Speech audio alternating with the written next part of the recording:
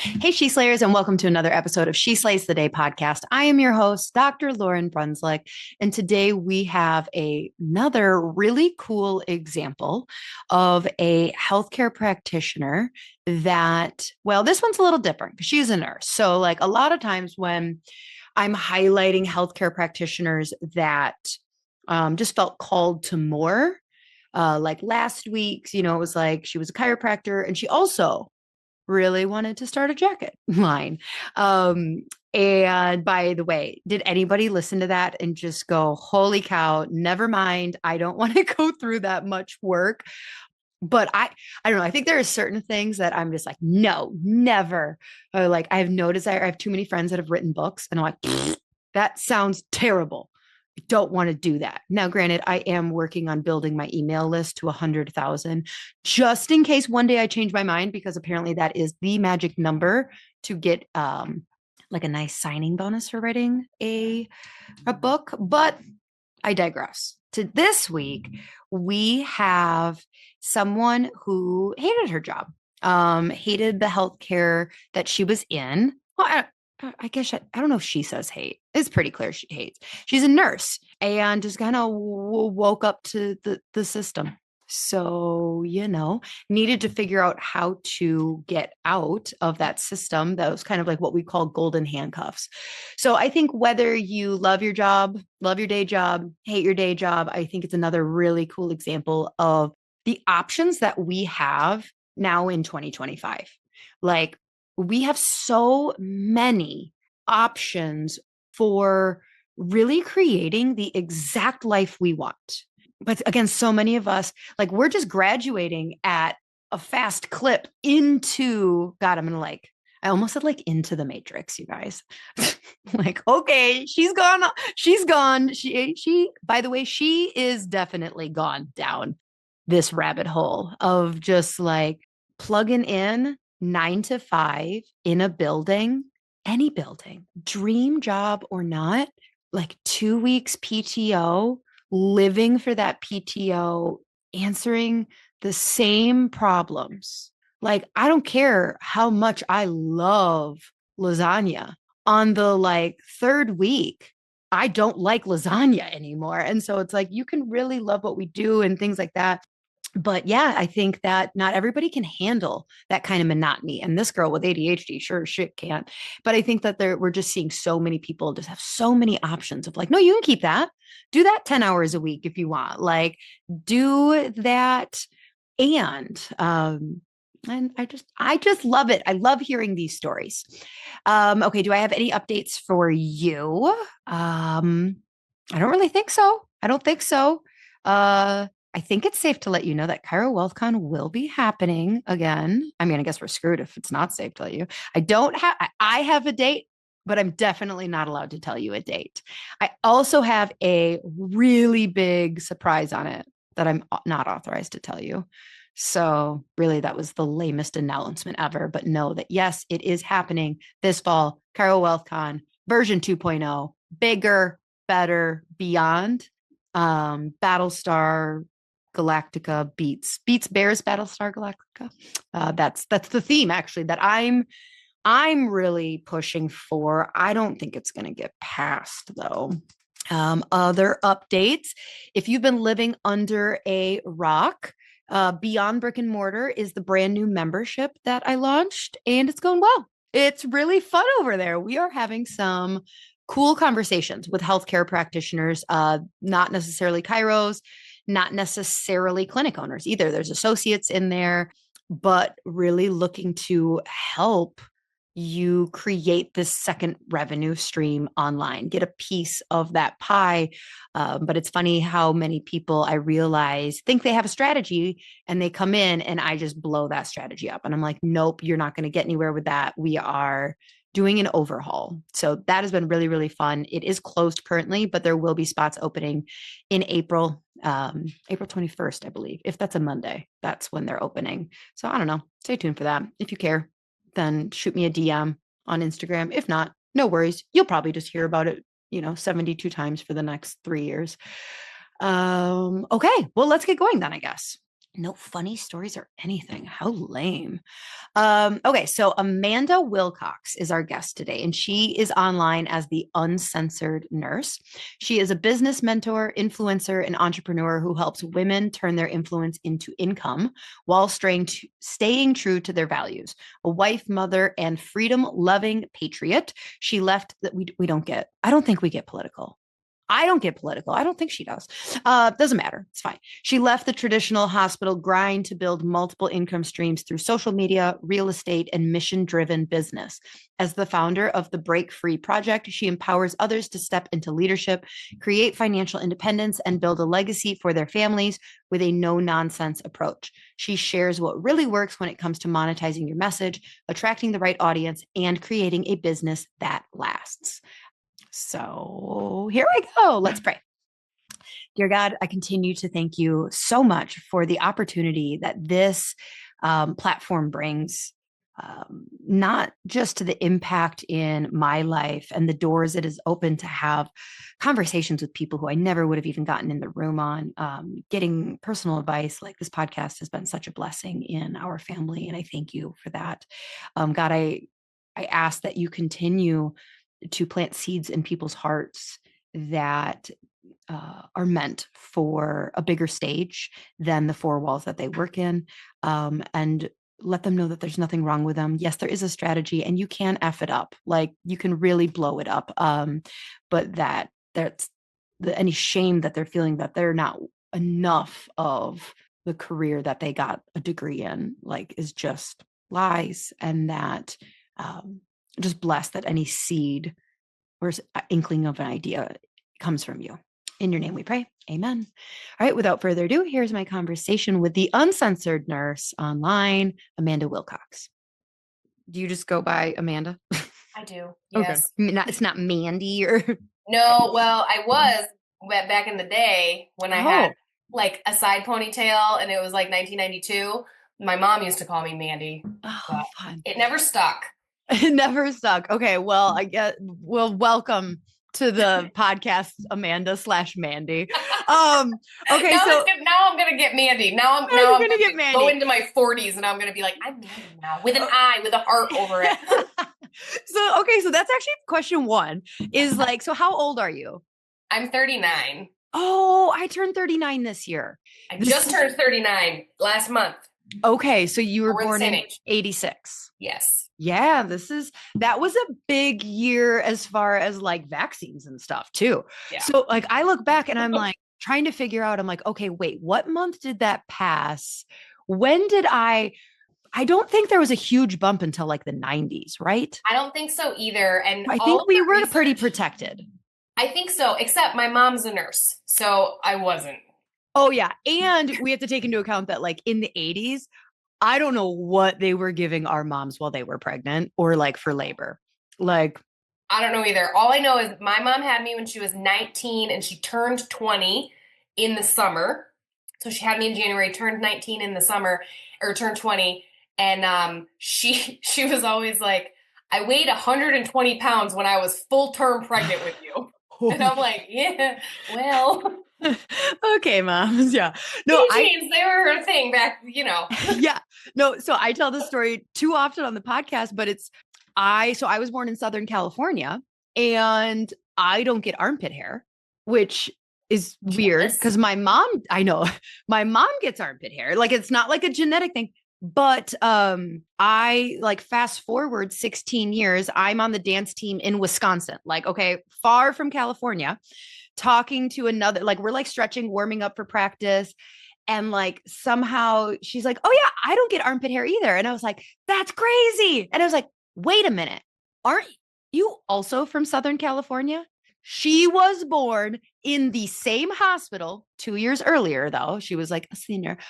And she also, so like, it's just like, what the fuck were they doing to pregnant women in Southern California in that time? Weird. And honestly, I do want to know, just because like, let's keep doing it.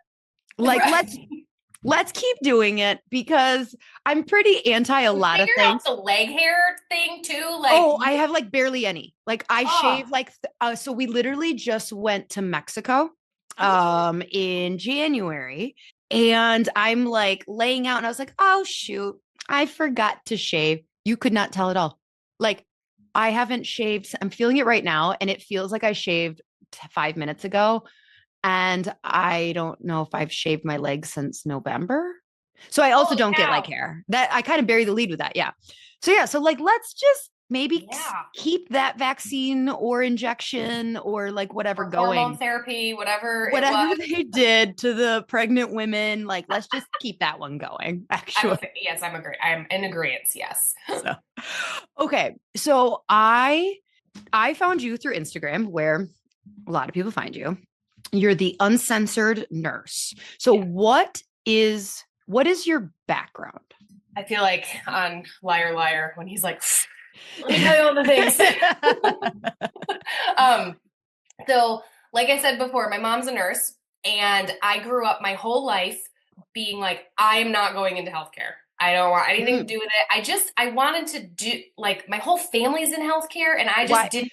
was that because you saw like the demands of healthcare or you were just being like, ew, everybody does healthcare. I'm going to do something Yes. completely different. Okay. I was like, I want to do something completely different. So I wanted to be first. It's really ironic what all I wanted to do and now what I do now.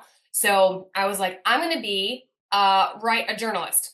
So I like wrote for a newspaper in high school, like this program or whatever. And then I was like, newspaper journalists don't make any money. So I'm going to change my mind here. So then I decided I was going to be like a sociologist type of person. And then I realized that in order to make any money there, I was going to have to be like a psychiatrist and actually go to med school. And I was like, nah, I'm not trying to do all that. So, three different majors in my freshman year of college. I went home with my tail between my legs and I was like, fine, I'll go to nursing school because I knew I knew enough about nursing that I was like, it's a 2-year degree. The hospital will pay for it. I'll be guaranteed a job. And I know what it entails. So I wasn't like half of my first nursing class And that your was mom like, was a nurse. ew, Yep. we have to touch people. I'm like, yeah, Right. what do you think? Like, it's nursing. Have you ever been inside a hospital? Right. So I did that. And then I spent the next probably 10 years of my nursing career trying to figure out what type of nursing I liked because Okay. I didn't really love any of them. I didn't love med surge. I tried the ER, I tried the ICU, I tried ortho. Ortho was I liked that one okay. I did home care, I did travel nursing, I did administration.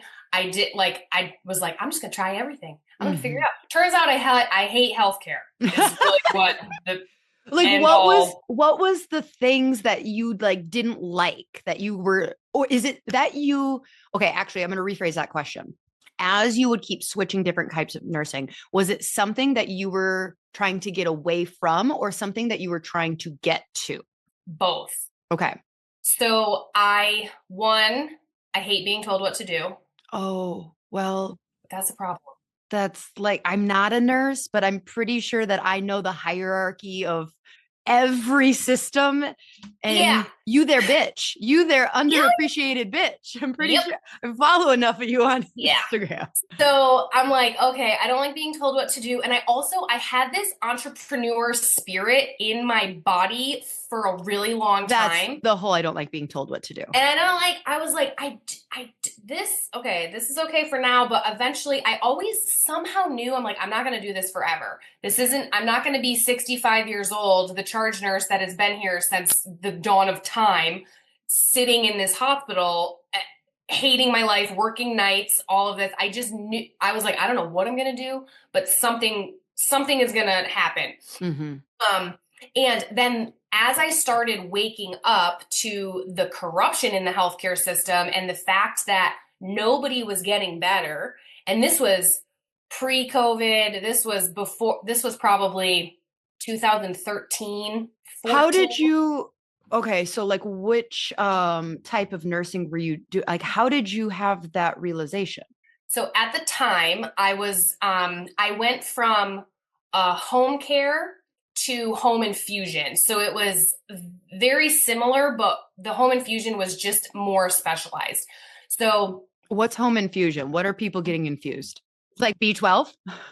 No, sometimes, well, we would do B12 shots in home care, but our main patient population when I was doing home infusion was colon cancer patients who got a bolus dose of a chemotherapy in the office, and then they got a 46-hour infusion at home every Okay. 2 weeks. Got it. And then we also had wound care antibiotics. We had a small amount of people who would get IVIG once a month or Yep. every 3 weeks.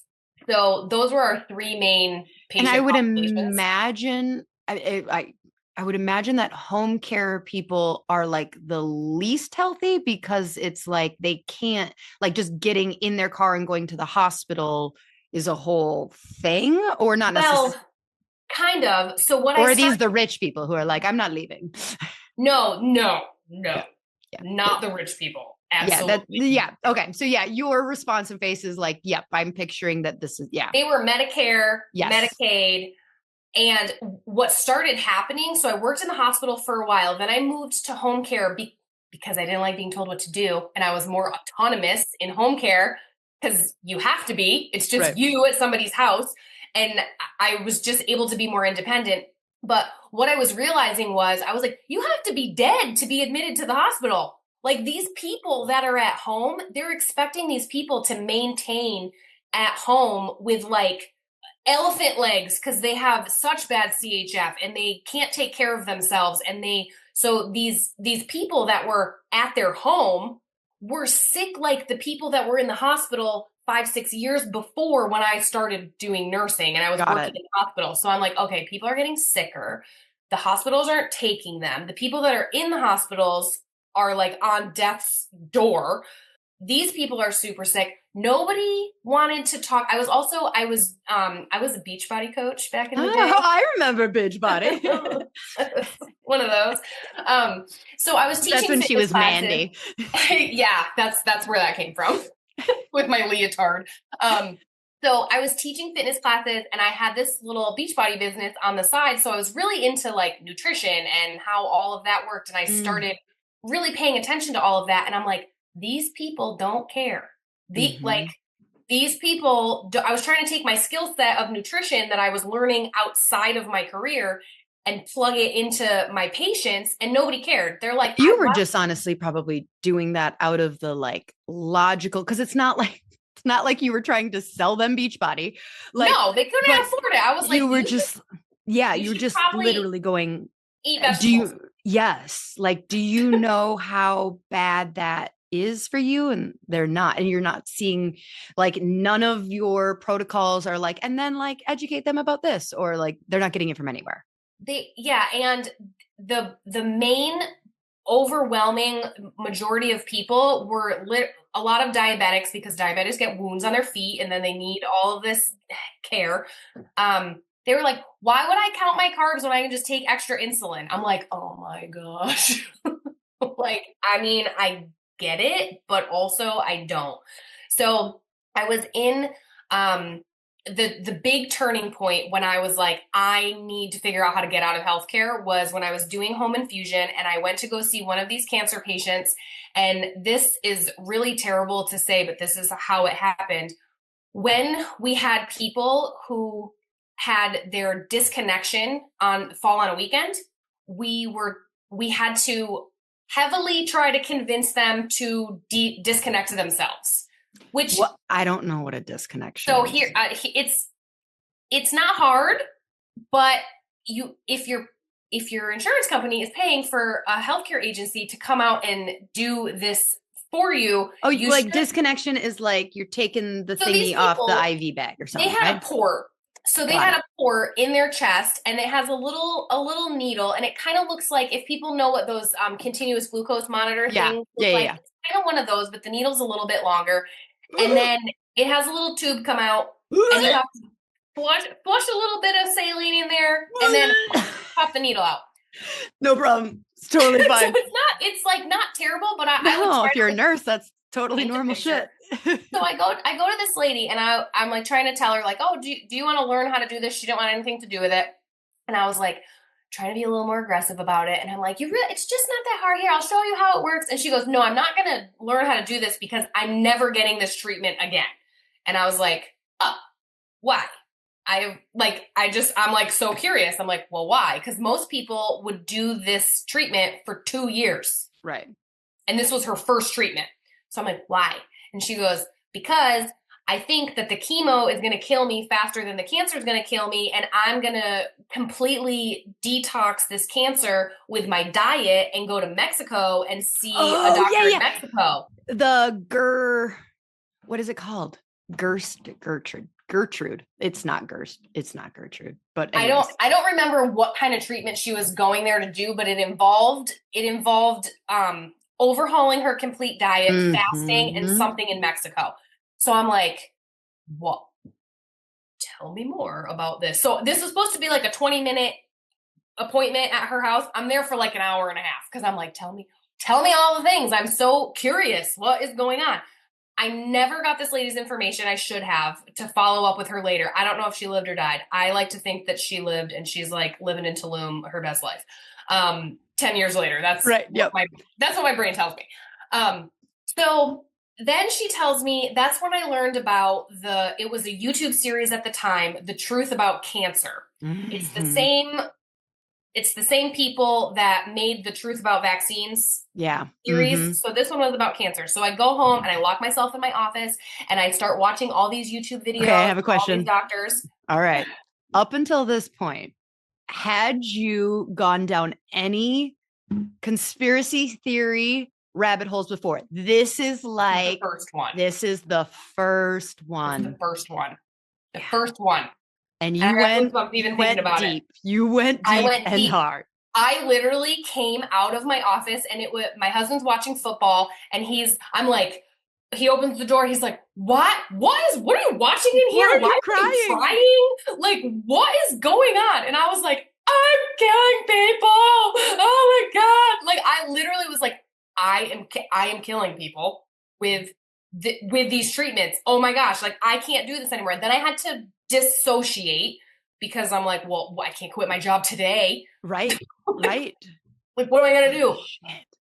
So I had to, that was the moment when I knew I cannot be in this system anymore. I know too much. Yep. I cannot.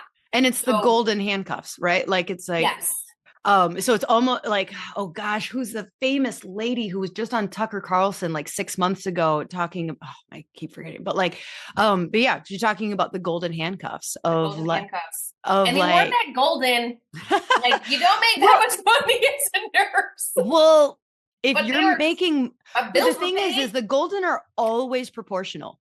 If you are living on a $50,000 salary, you need that 50,000.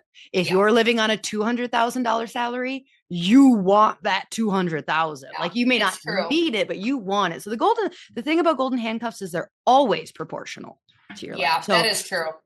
So I knew I needed out, and I was like, well, what am I gonna do? Like, I is Beachbody still going, by the way, at this point? No. Okay. Kind of. They're affiliate now. Okay. That's a whole nother rabbit hole. Dodged that bullet. But even in my best year, I didn't make enough with them I would have left my job because that was like where I was going. So I kept seeing these people on the internet, and this was back in the day when like Facebook like nobody was selling anything on Facebook. Right.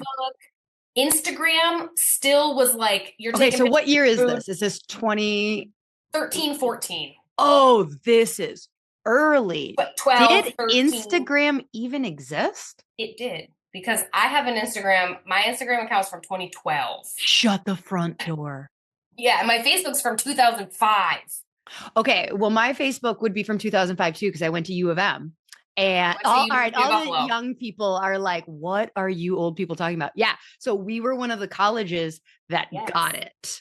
When I switched schools. So I went to university at Buffalo, and then I came home and went to nursing school, and my little community college didn't have Facebook. So I set it up. I'm like, I like this app. I need this account to chat with my friends. Wow. I literally didn't know Instagram was that old though. 2012. Okay. I'm pretty sure 2012. And it's like Valencia, everything. I don't know what that means. It's one of the filters. It was like one of the original filters. Yes. They're so bad. Yep. Okay. Okay. So you have an Instagram account and you're like, what? But nobody's selling. Yeah, you're right. Nobody's Nobody, doing online stuff. no. So I'm like, okay, what am I going to do? So I kind of fiddle farted around for a while and I switched jobs again twice. Okay. Got two more jobs. I went and did travel nursing, which we called the lottery money because Okay. we made like I was my assignments were such terrible crap, awful at this hospital, and I didn't even care because I'm like I'm making three times as much as Hmm. all of you. Give I don't even care. I'm here for 12 Yeah. hours. Hit me. Yeah. Like it's fine. I know that this is temporary. Um, I started doing another MLM. I was in a wine club Oh, MLM, okay. which also shut down. I was really good at picking companies that shut down. So at this point, you were trying to sell wine. Was it like Gary V's? No, but it was kind of modeled after it. It was Okay. called direct sellers. Okay. Sellers like a wine Oh, cellar. of course. Yeah. I Clever. think I actually was in that for a little bit. So you were trying to sell it on Facebook?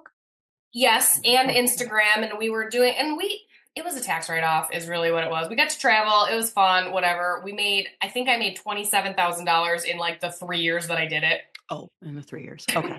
Yeah. And I think I probably spent more than that. On the wine. I still have some of the wine. I'm afraid of You it. know, I was going to say But the it's corks, like nostalgic. the corks like coming up and you're like, oh, that's how you know it's good. Yeah. I'm like, I am gonna die if I drink this wine, but I keep it on my little cabinet. Yep. Um, so I was like, there's gotta be a way, something is gonna come across my plate. Um, and in 2019, I will by 2019, I had been down and out the other side of every single rabbit hole on the face of the planet. Shit, but you're Like still like clocking in. clocking in. Like, Doing all the wow. things. I was listening to, so I was doing a travel assignment that was an hour and a half away from my house. So I'd work a 12-hour shift, but drive an hour and a half there, drive an hour and a half back. And I remember listening to podcasts and YouTube videos. I was going down, like, I got a Twitter account so that I could watch Kanye West lose his mind in Africa in 2018. My best friend was like, I can't watch that. You have to look at this with me. And I'm like, okay. So I go down all the rabbit holes. Then I'm realizing that my daughter's sick all the time. She's 3 at this point. I'm sick all the time. My adrenal glands aren't working. I go see a holistic practitioner and he's like, how did you get here? I'm like, I drove. He's like, you live 45 minutes away. How did you drive here? And I was like, I don't know. I got in my car and I drove on the highway. I just got here.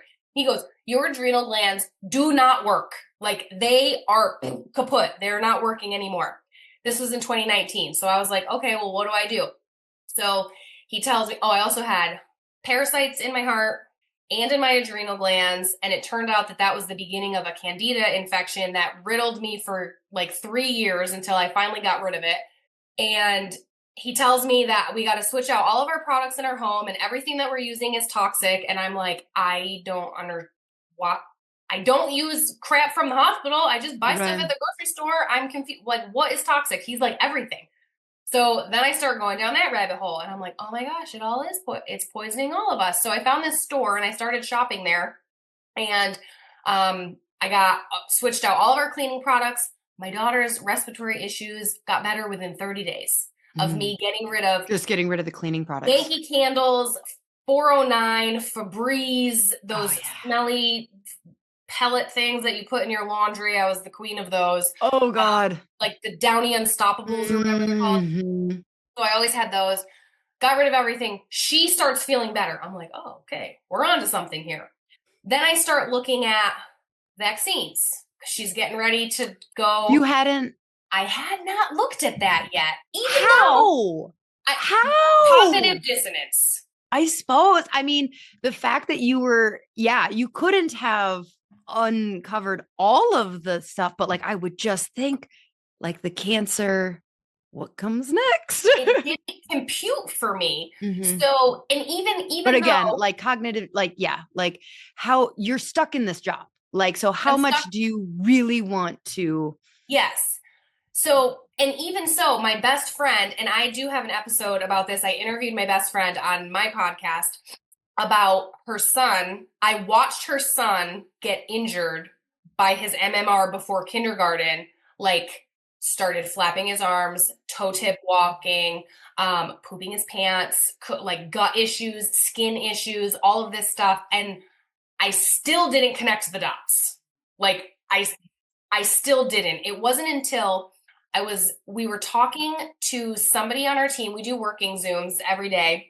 And this girl was like, her son didn't talk, and she was looking at taking him to his next doctor's appointment to get his routine visits. He was like 1, I think, or maybe 15 months old. And I had just taken Reagan for something for preschool, and I got her shot record. So we're like talking to her. I'm like, you should probably do some research about this before you just blindly go take your kid in. I at least was advocating for like, look at something first.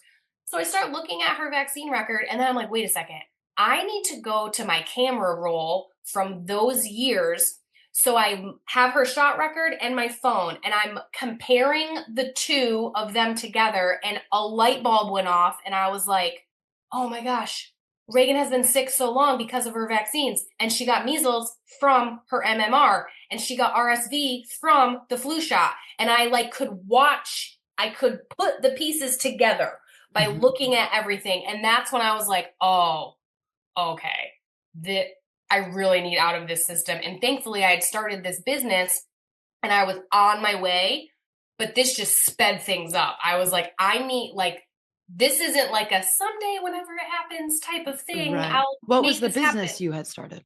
So I do education and marketing for an online wellness store. It's Okay. called Melaleuca, and they've Yeah, been I've heard of around since before I was born. Yeah. They have a really lucrative customer referral program, and it was my way out. Yep. I when I bought those products, and they immediately changed my daughter's life within 30 days, her breathing. We were doing nebulizers all the time. She was getting a fever every other week. I was like, I need to tell everybody about this store because this stuff works, and it's less expensive than the grocery store. So I just doubled down and I went in on that, and this is also another like God moment. I left nursing altogether completely and started doing this full time in December of 2019. Okay.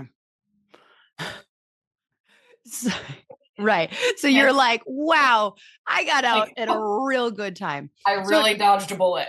Okay. So you really, so like so many docs, like you just have a very different story, because like I feel like so many docs and nurses and etc.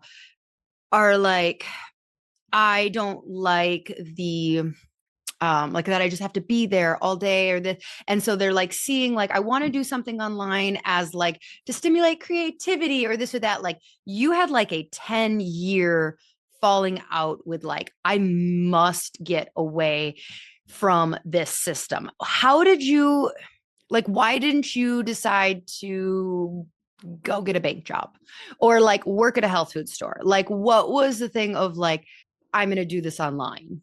I think it was because I needed the ability to own my own time. Mm-hmm. And I knew that if I just went to a different job, I might be happier, but I still would be clocking in and clocking out. And that's not what I wanted to do. I wanted to be able to own my own time. It was always my dream. I grew up, I don't know if you remember her. Do you remember Samantha Brown from the Travel Channel in the 90s?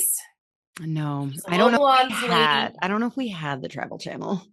We had cable for a brief 2 years of my life. You're like, I would have been watching the Disney Channel. So I remember this lady, and she did travel blogging, but back when you had to be like on a TV show, right, like Anthony Bourdain travel blogging. Yeah. Yes. So I'm like, that looks like the coolest job ever. And that's what I want to do. I want to just be able to travel anywhere and like record my adventures and just have a good time. That was always my dream job. And I was like, I'm never going to be able to be the modern day Samantha Brown if I have to ask for time off. Oh my God. That was part of the like dream. I'm going to be. I want to travel. Oh my gosh. Okay. And I really wanted to travel. So I knew, and then internet marketing just like started coming together. Yeah. So I was like, well, this is perfect. And I built six-figure business on Facebook.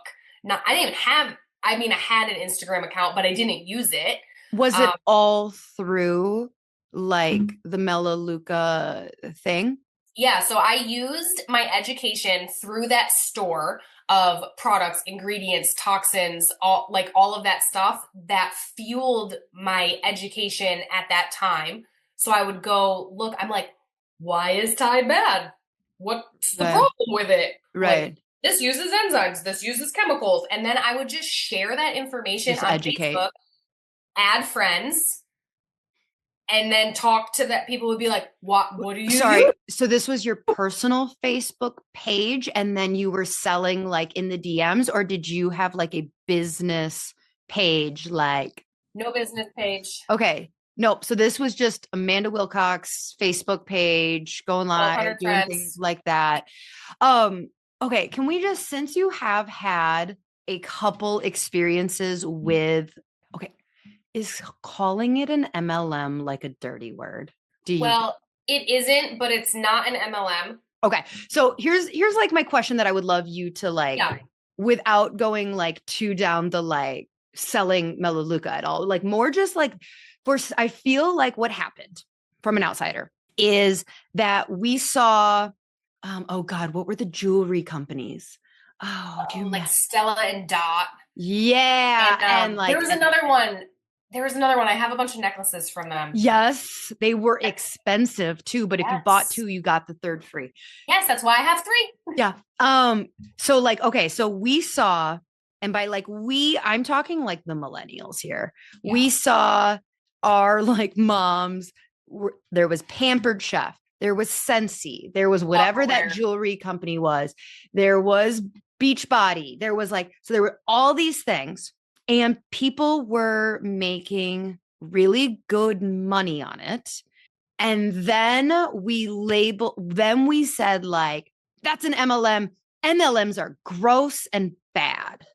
And now I see people who, like, from an outsider, I'm going, like, those offered a lot of financial freedom to like women, men, etc., to like have their day job where they're like, I like my day job and I'm making 80, 90,000, but like I want a side hustle. And like, and so now it's like, if you knowing what you know, and it is 2025, can you please like break down, do bad MLMs still exist? What is bad about them? And then like if you are considering, because I think that there are a lot of docs who could like do really well. Like, yeah, keep your day job if you love it. That's great. And like, here's some side hustle money where you could make 20, 40, 60, $100,000 a year.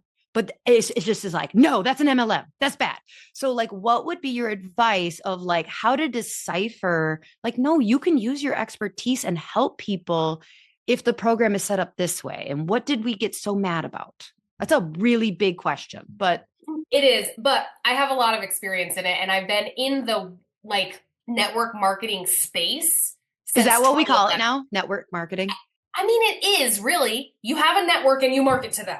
But okay, so like MLM is multi-level marketing, and we disliked it because you like there was so much aggression to get people to sign up under you, and then So like I the think people above, like I guess here's my thing with MLM. So what I do now, and this is anybody can call it an MLM if they want to. I don't care, but the FTC does not recognize Melaleuca as an MLM, and it's because you do not recruit anybody. So there's no recruitment okay, package. so the recruitment of like underlings is what gave MLM a bad name, right? And it's But people. why isn't okay? Well, here's why. It's because I'm like in defense of MLM. I'm just into. I think we threw the baby out with the bathwater. we did, and so now we have to like I educate people on this all the time.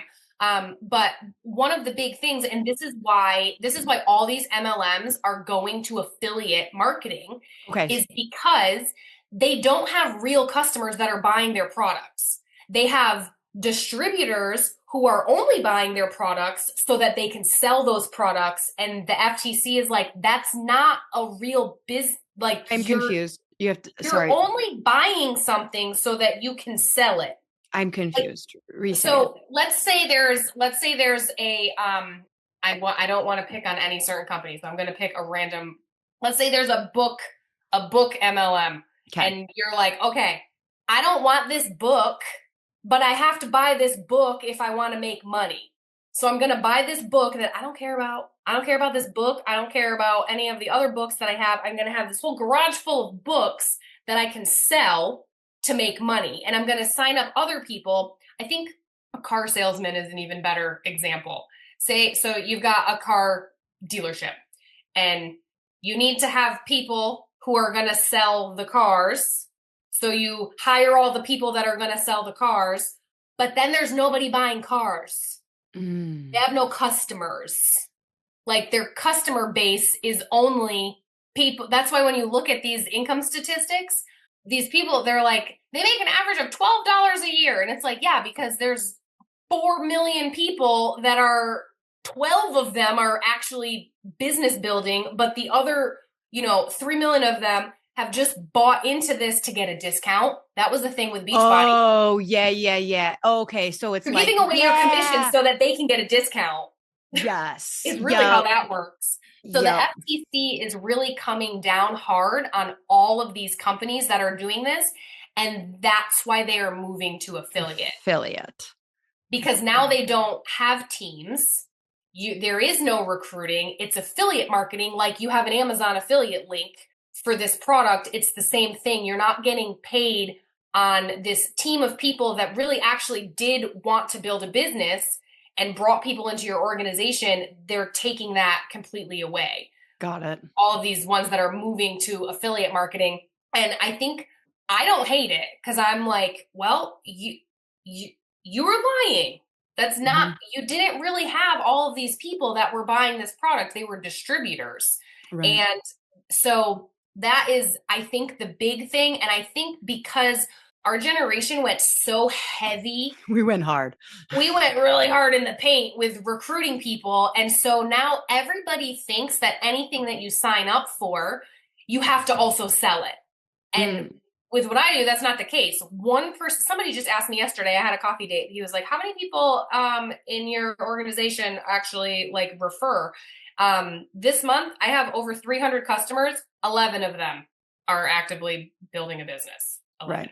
Right. And some of them are super casual, and some of them are significant business builders and building 6-figure businesses. But it's the distinction of having real customers. And there are some decent MLMs out there, but when I look at the comp plan structures, they're not as good as what I have. Just an affiliate situation. So I'm like, if you I always do the math. I'm like a big numbers person. I'm like, if you brought that over here, it would be a lot more dollars for you. Okay. So I have another question. Yeah. So how, because on Instagram, so you're Uncensored Nurse, you don't come across as like salesy at all. So like, are you monetizing Uncensored Nurse in a different way? I'm not. Or do you have plans to? I do have some plans to. Part of what happened with my Instagram account, I'll just be completely transparent, and I've made a couple posts about this, is I had like this little Instagram account. I had like 6,000 followers. And then I was like, I'm going to really pay attention to Instagram and I'm going to build it. And then I worked so hard and I did all this stuff. And in like 3 months, I was like, woohoo, I got to 10,000. Yay, this is so great. And then I made a reel last year in January that went viral. And I went from 10,000 to 200,000 in literally like 6 weeks. Oh, shit. What was the reel about? It was so dumb. They always are. They always are. I will plug Shannon McKinstry. Yeah, I love her. I love her. And I'm not a student of hers, but I am a student of her Instagram account. Yes. So I saw this thing. She's like, use this hook and this sound and make a reel. And a lot of my clients had success with this. So I'm like, I am a student. So I'm like, yes, ma'am. So I make this reel How many and it's millions of views did this get? 6 million. million And that took you from 10,000 to 200. So had was your bio set up like officially? Like, were you like, I help blah blah blah navigate blah blah blah? You were just like, I'm Amanda. I was And like, you're ah, like, I don't know. I wonder how you got so many people to actually click follow then, because like most like just viewing a reel to get a follower, like they have to go over, they look at your page and go, yes, I want more of this. I had been trying to grow my Instagram page. It probably said, I'd have to dig back. I was taking screenshots at the time of like what everything looked like. But I think that my bio was just very simply like, I'm a nurse and I am like digging into hormone stuff and wellness, whatever. Like it wasn't super specific at the time, but the reel said I pinned it because I don't know, that's what they say to do, I guess. um it says, so it was me. People who make sourdough bread could tell what I was doing. I had made a dope piece of sourdough bread and I was pulling it out of the oven and it like actually worked. And I was like, I was like all excited. So it says, point of view, you're a nurse who's tired of Western medicine and wants to chat about holistic healing and hormones, and you find my account. That's and that And it motherfucker just kept went going. from 10,000 to 200,000. 200. Okay, so let's talk about engagement afterwards It because was scary. okay, oh God. Yeah. So then I'm like, okay, I got all these eyeballs. Then I got self-conscious and I'm like, now I have to like perform for Yeah. these people. Yeah. And everybody wants to talk about hormones and holistic health and like So that's you it. were, yeah. So one of the things I like tell my students is like all of your content should pass the oh shit, I went viral test, which is like, okay, if this goes viral. Now, granted, that was perfect. Like you're like, okay, but yeah, Fit enough. it fit enough. But like it's why there are so many funny things that I was like, oh God, because like I love fantasy fiction. And like there are so many funny and like my brain, like I love the creativity of Me too. reels. Like I love it. And so like there are so many like funny things that I think about, like, oh, that would be a hilarious reel. And I love funny things. And I'm like, no, because like I don't want to go to 200,000 on people who are like, now I have to post about books, I guess, which like wouldn't be the worst case scenario. But Yeah. then it's like now you're expected to monetize. Yes. So I'm like, so I dabbled and I like kept posting reels and I was like, okay, these things are working. And I actually have an entire like 12-page PDF of what exactly I did to get to 200,000 followers. And like, maybe I'm going to sell it someday. I don't know. I use it for my team. I'm like, if you partner with me, I'll give you this for free. Right. Kind of how I'm using it now.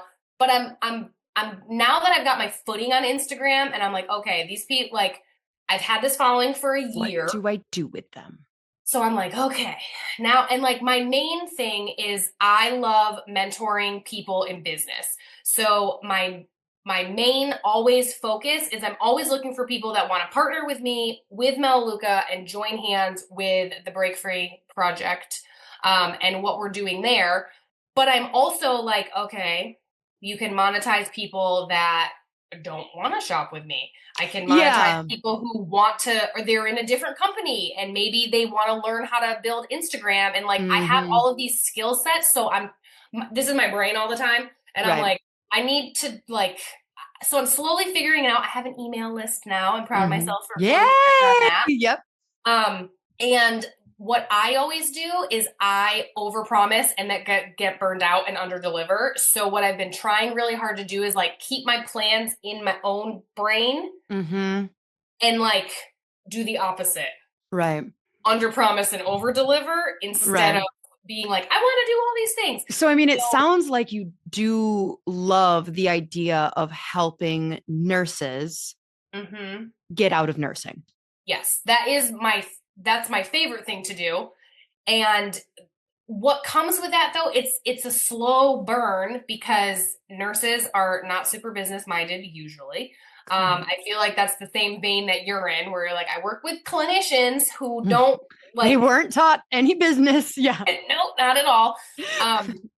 So it's a switch, but I can tell when somebody has it factor. Like I have this new girl I'm working with. She's kind of a relatively new nurse and she's younger and she's getting married and she's like, this sounds awesome. I'm totally in. And she's referred like 8 customers in the week. And she's just like, she gets it. And so I'm always kind of looking for those kinds of people, but I'm also, I know that it's multifaceted and I don't want to be in Instagram. We're so niched down. Like everybody tells you like, be super specific about your niche. I'm like, I get bored. I know, but helping like, nurses. So like helping nurses get out of nursing is just like, oof, that niche shells itself. It is super specific, but it's also so broad because there's so many nurses. And I do love the idea of you like, you can talk like I like that you don't talk about the Melaleuca on your page, but you talk about like, well, you could become an online educator for a health company because you have this degree. And then if people are like, well, I don't even know, like, whoa, that sounds great, but who? Then you could be like, well, this is what I do for.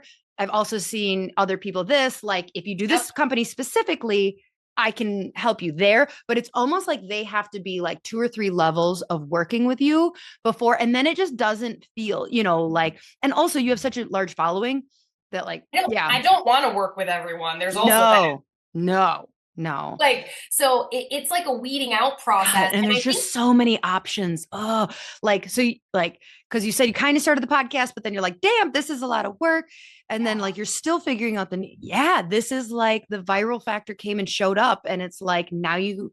And then there's the piece, and this sounds, when my team hates when I talk about this because they're like, must be nice. And I'm like, but you don't understand. So I did not post about my Melaleuca business and what I have over there on Instagram purposefully because I was like, I don't have the time to sit and message all these people. Yeah. Do you get haters on this? Yeah. Oh, wait. Well, yeah, because you're really vocal about like vaccines and Jesus and politics and Trump and everything. Do you get haters? Oh, that came out of my mouth before I realized what you post. I'm very heavy on the block button because you have to be. You have to be. Have to be. So if I ever block anybody and they like didn't mean any harm, I'm sorry, but I'm sorry, but it's a boundaries thing. You just have to for your mental health. Oh my God. Speaking of your mental health. Okay. So I was watching Love is Blind. Do you watch Love is Blind? I don't. Okay, good. I want, for those that are in Love is Blind, this really isn't too much of a spoiler. So in between, so like, do you know the premise? This isn't important for you. Okay. Anyways, I'm watching a conversation happen between 2 people that just committed to each other and they weren't supposed to know what they looked like before the commitment. And so there's this like girl, she's in her 20s, I'm sure, and maybe she's like 30, but she's like having this super serious sit down with him because she just accepted his engagement, but she's pretty sure that he started following her before the show and he knew what she looked like and she's pretty. And so like, she's like, you knew what I looked like. And she says, my husband and I are watching this because I make him watch. And she's like, I have the follow unfollow app. I can look if you're lying. Cause she's like, I'm pretty sure you followed me and then you might've unfollowed me. So you aren't following me currently. And she's like, I have this app. So I'm like, I'm obsessed with Instagram. What is this follow unfollow app? So I download it and spoiler alert, I've already literally last night I downloaded this and this morning, I uninstalled it because I was like, this is not good for your mental health. Like this is absolutely where social media is like, no, it tells you everybody that you follow that doesn't follow you back. That's like my whole page. I know, but so I started going through it. And when you see people that don't follow you, that you're like, wait, they used to, when did they stop? Like, why did they? This That's weird. They must not like and so your brains, I think you're an Enneagram 8 though. So I could see you not giving a shit about this. I don't. I Yeah. also don't. Okay. For those that are in the But for background those going, that do, I can see why it's a problem. And it's the same concept as when you go to tell your friend on Facebook that happy birthday and you click on their page and it says add friend. And you're like, what yeah. Did happened? you unfriend me? But then I think to myself, I am a lot. I'm loud, I'm boisterous, I don't care what anybody says. Like I'm saying what I have to say, and these are my thoughts and my opinions. And I like the FBI has been to my house. I don't care I'm sorry. who I'm sorry. What? likes me and doesn't. I like to drop that information sometimes, and then I'm like, I like to watch your face. Uh, Spill the tea. It's a What? quick story. What did you So do? I was in I was in Washington D.C. on January 6th. So they You hunted me down and came to my house. you were there on January 6th? Yes. Tell me what? Because so the whole reason I went, Okay, is it a conspiracy that like was it actually peaceful? Like was yes. there okay, because like I haven't like gone enough down this that like that I know what the hell I'm talking about. I've just seen like little clips of like wait a minute, these are them being the doors being opened for them to come inside. And So the reason I went was because okay, yeah, you don't need to say why you went. I the whole COVID thing made me, I was an angry elf and I'm normally a very joyful person, and it made me angry. I was because I wouldn't get the vaccine, I wouldn't wear a mask. I moved out of New York in the middle of like May of 2020. I was like, I'm out. Screw this state. I moved. I was always getting ready to have a fight. Like I was literally on edge all the yeah. time. So I'm like, Do you somebody's know gonna what the take me. Enneagram is? I don't Okay, follow so that, after but this, go look up the Enneagram 8. And I think you're gonna it's the I don't give a shit one. yeah, you're gonna go, "Oh my God, this is Oh, it's me. me. It's me." So, Okay. so I had such distrust in the media from COVID because I followed Nicole Siratek of American Frontline Nurses, and I watched her like get dismantled and like all of this stuff. Nurse Erin, she did stuff in New York and Florida, and I was like, I have to be there Yeah. because if I'm not there, I can't see it with my own eyeballs. And this goes back to the I don't want nobody telling me what to do, and I don't want to ask for time off. And I literally said to my husband, I was like, I'm going to go to DC. And he's like, You went by yourself. bring a gun? Oh my God. Be That makes it even worse. I'm like, okay. So I didn't bring a gun, but I did bring mace. Okay. So I drove up there by myself. I have a friend that lives in Texas. She drove to DC from Texas with a random girl that went to her Zumba class that was like, sure, I'll come with you. And then my best friend of 20 years, she was living in Georgia at the time. She went with our other friend from New York, and we stayed with a friend who lived in DC. Like we walked to the Capitol from her house. So we all descend upon DC, but we all got there by ourselves. And I wasn't really sure what to expect because I was like getting in there kind of at night, on the night of the 5th. And I'm like, I don't know what to expect. Like, what's going to be going on? Like, whatever. But I needed to get to her house. So I had to like drive through DC. And it was like nothing. It was like nobody was around.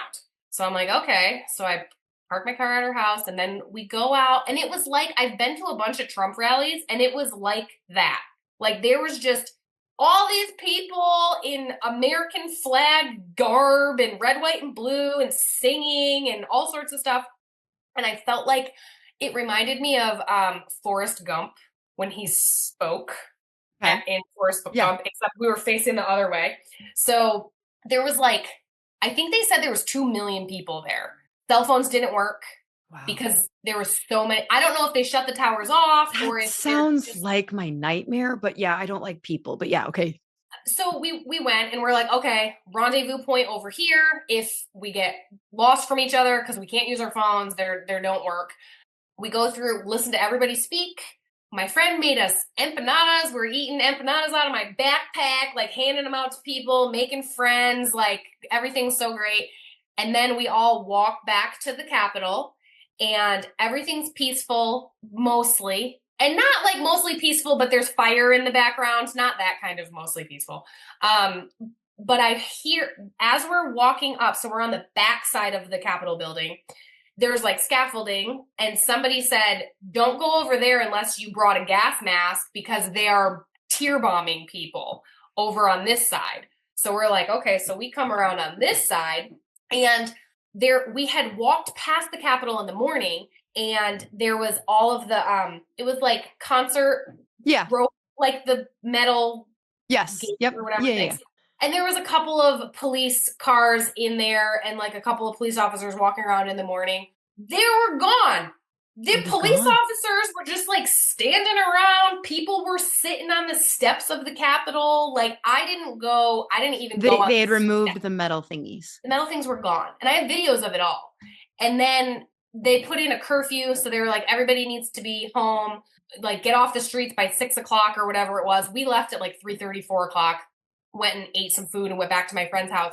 But I remember seeing, as we're walking by, there's a broken window in the Capitol. And it was the one window that got broken. And I see a guy in red, white, and blue, and then a guy dressed in all black arguing with each other verbally. So because I wanted to be a journalist, I climb up on like this little pole, and I'm videotaping. I'm like, I want to get this on video. And I was just recording everything because I wanted to have access to it.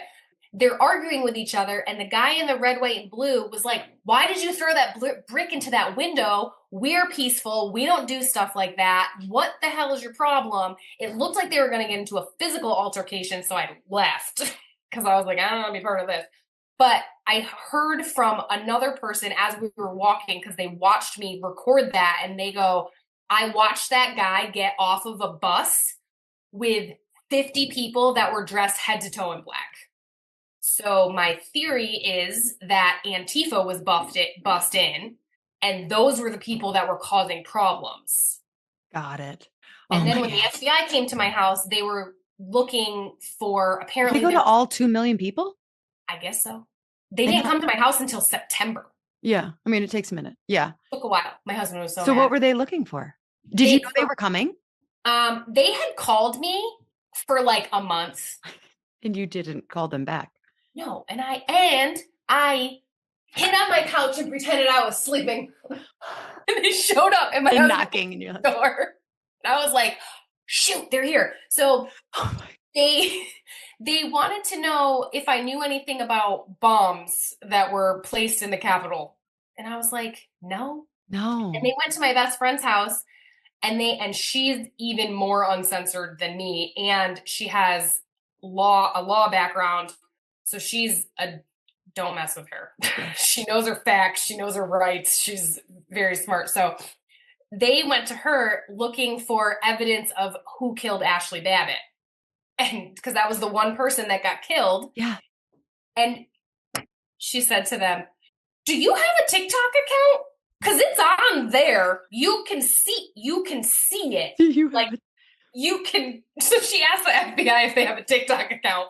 And I tried to show them my videos of everything that I had, and they didn't want to see it. They didn't want to see it. They were like, no, we don't need that. Thank you. Interesting. And I'm like, okay. So here's how our tax dollars are being spent. I don't know how you still have an account and you haven't been deplatformed. It's the weirdest thing through everything. I really think that God is like, your voice needs to be heard, because through COVID, I never got thrown in jail in Facebook. I only grew during COVID. Yeah. My Facebook account grew. I had a post go viral. Posts can go viral on Facebook? Yeah, they can. See, you're an older millennial than I am. You're not literally, but like, I don't do Facebook anymore. I'm like, what? I do. I built my whole business on Facebook. I suppose you're like Oh, I do Facebook because it pays my bills. I like Yeah. Facebook because you can build, for me anyway, I feel like you can build deeper relationships on Yeah. Facebook because the content is different and Yeah. you can be way more intentional. You Yeah. can't like the algorithm doesn't work the same on Instagram. It's a little more transactional. Yeah. But during COVID, I was I was handing out religious exemptions. I was talking to everybody that could. I'm like, here's some information. Here's information. Here's where you can get ivermectin. Here's all of this stuff. I was handing Wow. out all this stuff. One of my posts went viral. I grew to 20,000 followers. Then 2 years later, that post like made a round again. I don't even know. I'm like, where are all these people coming from? And then I look and people are like sending me this post that I had made. I'm like, that's from 2021. That's And it crazy. like went viral again. And then I grew. Now I've got 54,000 followers on Facebook and 190 or something on Instagram. And every time I got in trouble once, one time I put up a meme of Joe Biden in his underwear. He didn't like Or that. not Joe Biden, Hunter Biden, that Oh, said, my dad said that everybody has to get their COVID vaccines or something. And I couldn't go live for like a month. oh, And I you was like, you okay. were in Facebook jail. Yep. I'm like, I Oh my don't go God. live anyway, so it's fine. But I have only grown my accounts with Mm. how much. So I'm like, that's also why I was like, I guess I'm the uncensored nurse because apparently I can talk about whatever I want Apparently. and nobody cares. So, so final question. Yeah. If people want more of you, like, is it kind of like if you want more Melaleuca, go to Facebook? If you want more Trump and vaccines, go to Instagram? Like, where should people find more of you? Do you have a It's landing page yet? I do. Yep, theuncensorednurse.com. Okay. So you can go there, and from there, I have a menu on my website. So I've got vaccine information on there, and I've got more that I have to add into there, but I just haven't had the time to sit down and do it yet. But there's all sorts of vaccine information. And then if you wanted to know more about the store, there's a little form you can fill out there. And Facebook and Instagram, it's kind of, I'm the same person on both, but it's like me on different days, if that makes sense. Like, I don't know how to describe it. I guess it's whichever platform people prefer to be on. You Yeah. can find me on both. And I have a lot of people that follow me on both. Cause it's just a little different. I'm a little bit more, education. I'm On a little on bit more Facebook. professional on Instagram than Oh, I am okay. on Facebook. Oh, Um, interesting. but I kind of I play around with what works. Yep. So like I had a post on Instagram that I did as a carousel, and I was like, well, that did really well on Instagram, so I'm going to take those words and I'll just make it a post on Facebook, and then that did well over there. So it's just the Playing with the same algorithm. content, kind Yeah. of. It's just different. It's Just, just different just, platform. just yeah, whichever one you're on So already. So, both. I'm on both. I'm the uncensored nurse everywhere. well, I love your handle and I love like hear your story. The January 6th thing, that was like an extra bonus thing at the end where I'm like, hell yeah, I want to hear this story. So Amanda, thank you so much for your time. Good luck Welcome. with like I love your mission. And like it's just great. We need 100,000 more of you. Thank you. I appreciate it.